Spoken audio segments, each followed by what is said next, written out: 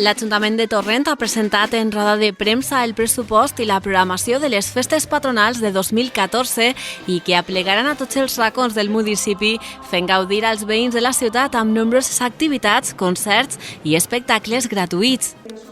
L'alcaldessa de la ciutat, Amparo Folgado, acompanyada del regidor de gestió pressupostària, Jorge Planells, també la regidora de festes, Ana Penella, i el regidor de joventut, Javier Noguera, han presentat la programació amb un vídeo promocional de les activitats que tindran lloc entre el 23 i el 30 de juliol. Unes festes en les quals el 80% de la programació estarà protagonitzada per artistes locals i altres col·lectius de la ciutat. Omplir d'alguna manera i donar cobertura a, jo crec, que la riquesa que té Torrent, que no és només el seu públic i la gent que vol eixir i disfrutar de la festa, sinó la que és capaç de generar espectacle. Com cada any destaca la celebració de les festes de moros i cristians i que el pròxim dia 24 iniciaran oficialment la seva festivitat amb el pregó. Sí, estarà tot llit.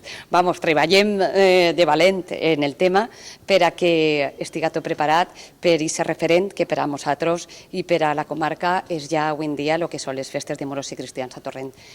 Del 23 al 30 de juliol, Torrent viurà la seva setmana més festiva, on torrentins i visitants podran gaudir de la tradició i la diversió de la nostra ciutat.